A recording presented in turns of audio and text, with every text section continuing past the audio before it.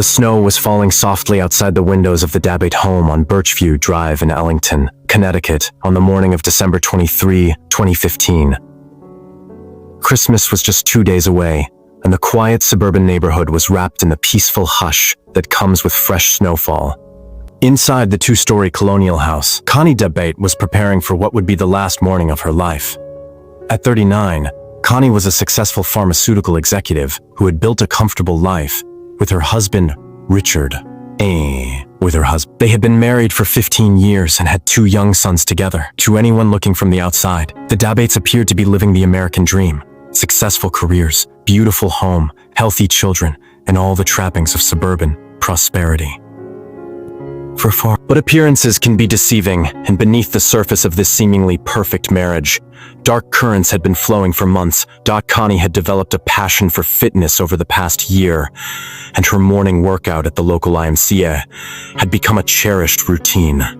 As she prepared to leave that Wednesday morning, she strapped on her Fitbit Charge HR, the fitness tracker that had become her constant companion since receiving it as a Christmas gift the previous year. The small device would dutifully monitor her steps, heart rate, and activity levels throughout the day, just as it had been doing for months. Richard, 41 years old, and working as a computer technician, told her he planned to work from home that day. Their 2 sons were staying with relatives, giving the couple some rare alone time in their house. Connie kissed her husband goodbye and headed out into the snowy morning, planning to return home after her workout to continue preparing for Christmas. She had no way of knowing that Richard had been planning this day for weeks, that her morning routine had become part of an elaborate murder plot, and that the Fitbit on her wrist would ultimately become the key witness in her own homicide case. What Connie didn't know was that her husband had been living a double life for over a year. Richard had been having an affair with a coworker named Sarah, and their relationship had progressed far beyond casual infidelity. Sarah was pregnant with Richard's child, and she had been pressuring him to leave his wife and make their relationship official. Richard found himself trapped between 2 worlds. He couldn't bring himself to leave Connie and face the financial devastation of divorce, but he also couldn't abandon Sarah and their unborn child. The stress was overwhelming, and his debts were mounting. The couple's credit cards were maxed out. They had a substantial mortgage, and Richard's double life was expensive to maintain. Making matters worse, Connie had been growing suspicious of her husband's behavior. She had noticed unexplained absences, secretive phone calls, and changes in his routine. In the weeks leading up to her death, she had been researching divorce attorneys and had even created a list on her phone titled "Why I Want a Divorce," detailing her concerns about their marriage and her growing suspicions about Richard's fidelity. The pressure was building from all sides, and Richard felt like he was running out of options. In his twisted logic, murder seemed like the perfect solution. If Connie died, he would inherit her life insurance money, avoid the financial devastation of divorce, and be free to start a new life with Sarah. All he had to do was commit the perfect crime. In the days leading up to December 23rd, Richard had been busy planning his wife's murder. He spent hours on the family computer researching home invasions, studying how criminals staged break-ins, and learning about police response times to 911 calls. He searched for information about how to make a murder look like a robbery gone wrong. Richard's plan was elaborate, but he believed foolproof. He would kill Connie when she returned from her workout, stage the scene to look like a home invasion, and then call 911, claiming that a masked intruder had broken into their home, murdered his wife, and attacked him. He would present himself as a victim and a witness, the traumatized husband who had barely survived the same attack that killed his beloved wife. To make his story credible, Richard planned to restrain himself with zip ties and inflict minor injuries on his body. He would scatter papers around the house and even start a small fire to make it appear that the intruder had been searching for something valuable. Every detail was planned to support his narrative of an interrupted burglary. Sure. The only flaw in Richard's plan was his underestimation of modern technology and digital forensics. We failed to consider that in the 21st century, almost everything we do leaves a digital footprint, and those electronic breadcrumbs would ultimately lead investigators straight To the truth. Straight to the truth. On the morning of December 23rd, Connie followed her usual routine. She left the house around 9:00 a.m., drove to the IMCA, and began her workout. Her Fitbit faithfully recorded every step, monitoring her heart rate as she exercised and moved through her morning routine. But something went wrong with Richard's plan. Instead of returning home at the expected time, Connie came back earlier than usual. Perhaps she forgot something. Or maybe she decided to cut her workout short to spend more time preparing for Christmas. Whatever the reason, her early return disrupted Richard's carefully orchestrated timeline. According to the digital evidence that would later be reconstructed by investigators, Connie arrived home around 10:05 a.m.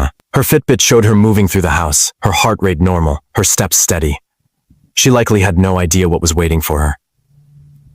Richard was ready. When Connie entered the house, he confronted her.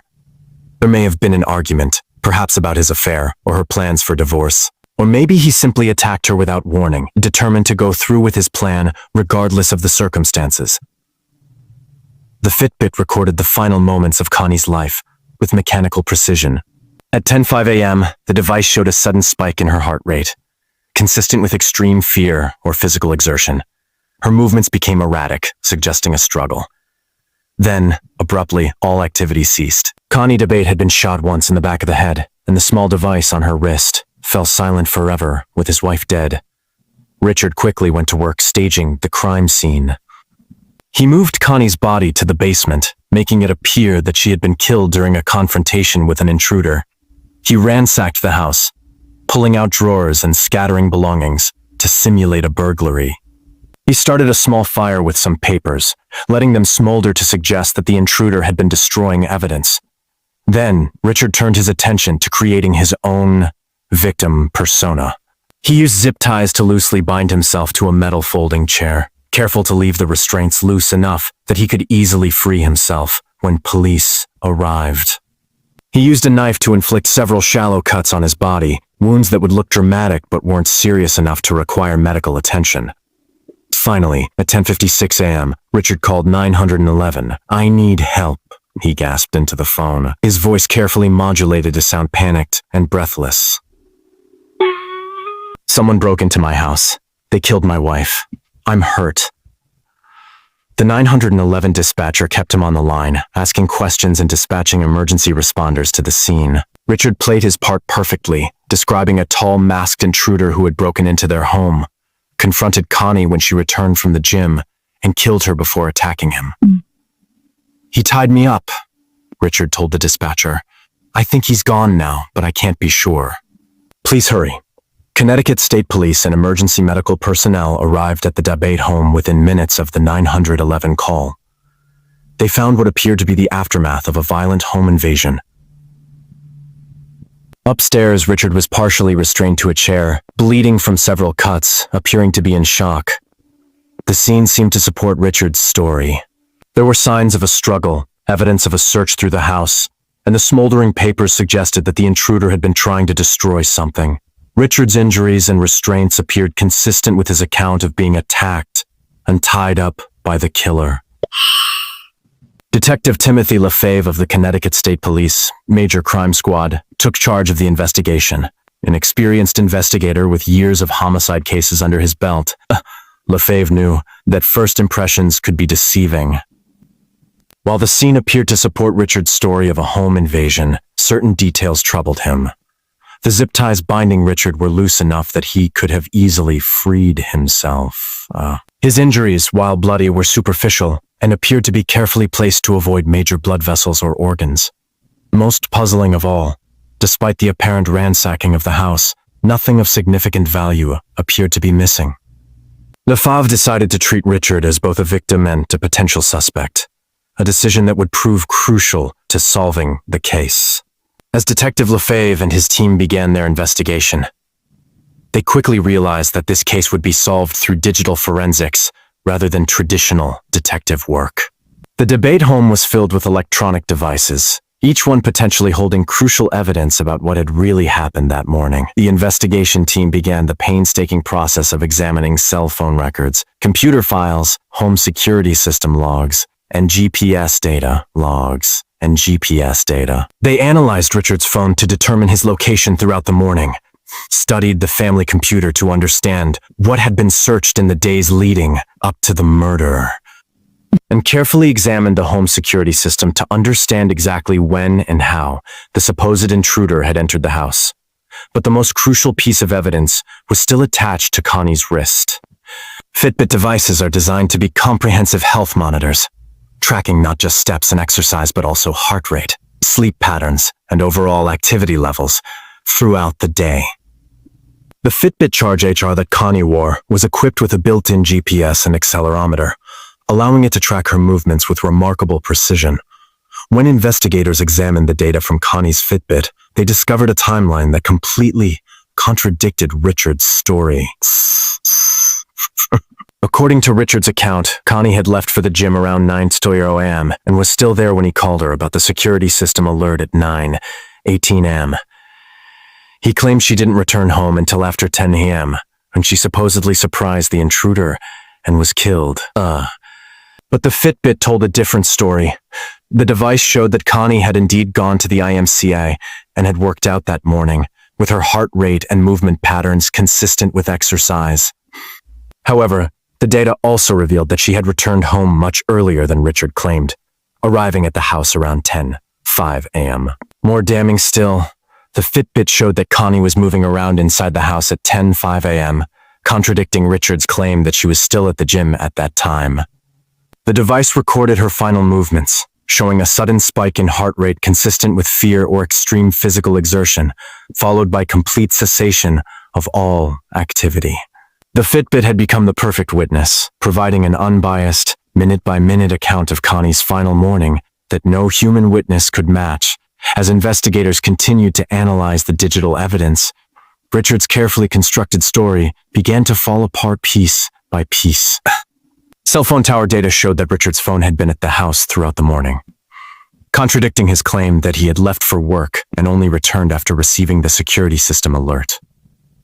GPS data from his phone confirmed that he had never left the property that morning. The home security system logs revealed additional inconsistencies.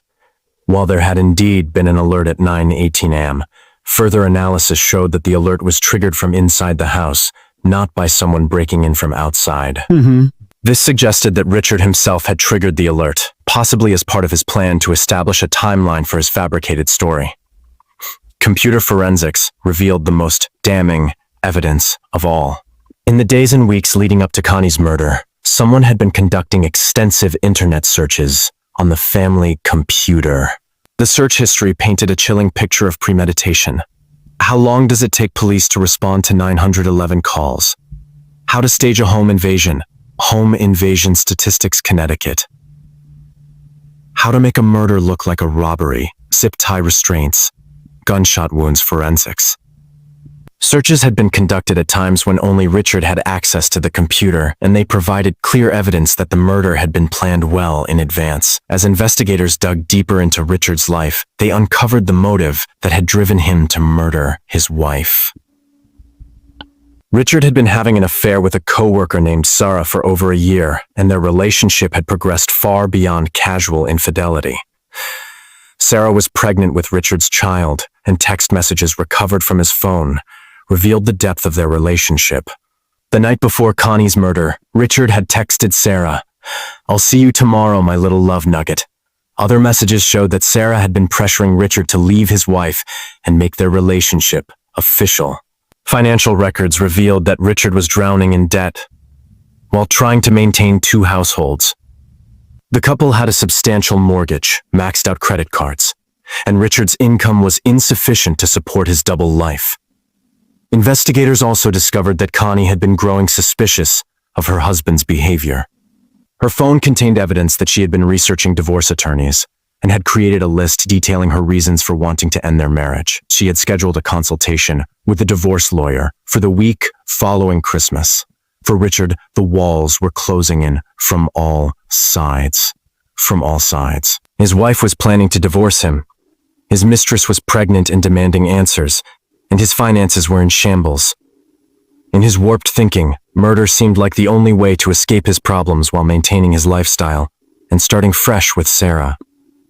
On April 10, 2017, more than a year after Connie's death, Connecticut State Police arrested Richard Dabate at his workplace.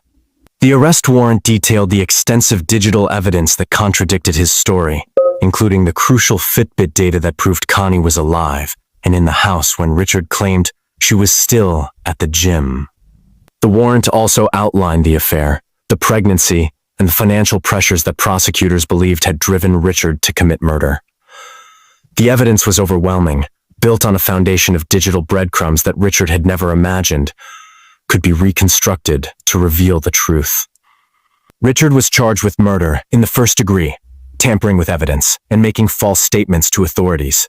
He was initially released on a $1 million bond, but as the case progressed and additional evidence mounted, he was returned to custody to await trial. The case quickly garnered national attention, with media outlets dubbing it the Fitbit Murder due to the central role that Connie's fitness tracker played in solving the crime. Legal experts noted that the case represented a watershed moment in the use of wearable technology and digital evidence in criminal prosecutions. Richard Dabate's trial began in March 2022, nearly 7 years after his wife's death. The delay was due partly to the complexity of the digital evidence and partly to disruptions caused by the COVID-19 pandemic.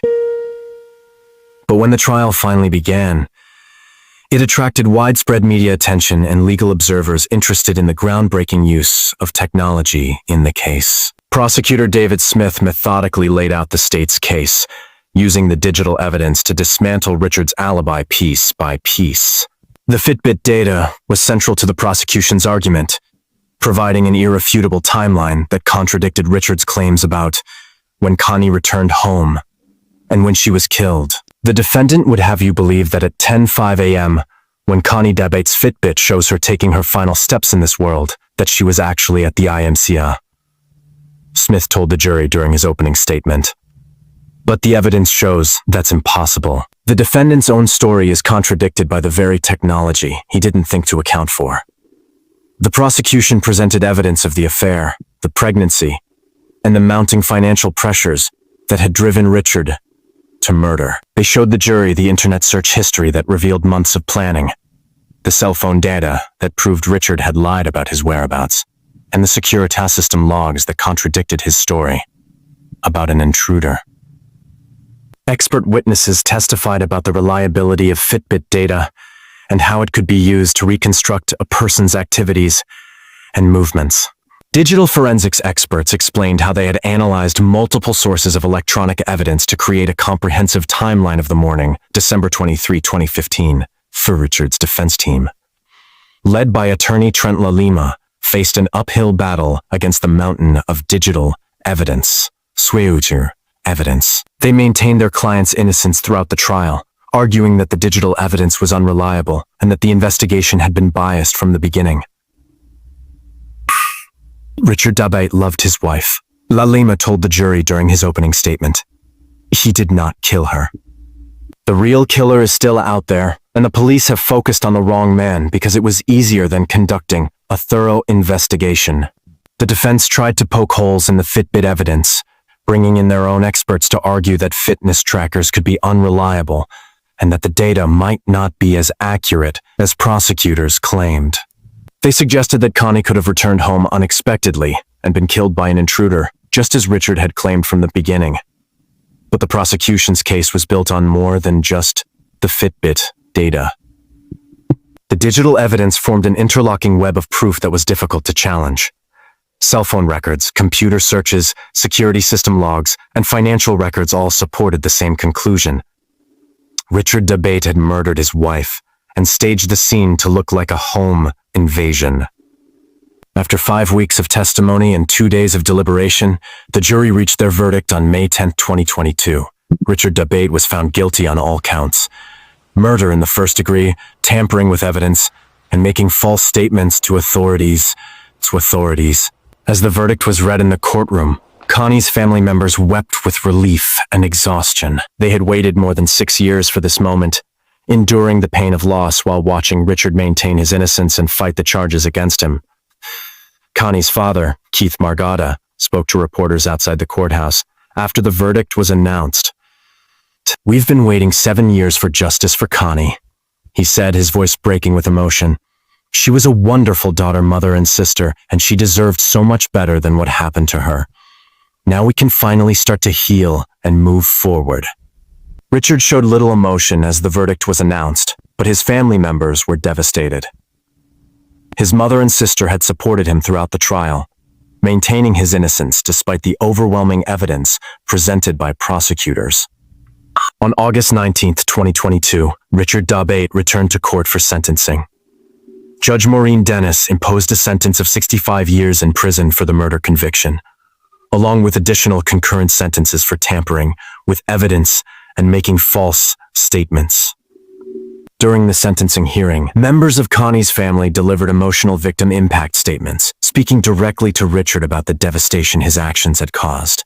Connie's sister, Cindy Margada, addressed Richard directly. "You took away a mother, a daughter, a sister, and a friend. You destroyed our family and left 2 children without their mother.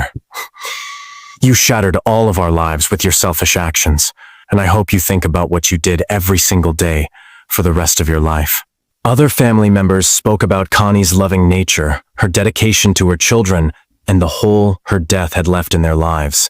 They described the pain of watching Richard lie about his involvement while they grieved for Connie, and their relief that justice had finally been served. Richard was offered the opportunity to speak before sentencing but declined. He has maintained his innocence throughout the legal proceedings and has filed an appeal of his conviction, though legal experts believe his chances of success are minimal, given the strength of the evidence against him. The conviction of Richard Dabate marked the end of a long legal journey, but the impact of the case extends far beyond the courtroom. The Fitbit murder has become a landmark case in the use of digital evidence in criminal prosecutions, demonstrating how modern technology can provide crucial insights into criminal behavior. So, legal experts have noted that the case could set important precedents for future prosecutions involving wearable technology and other digital devices.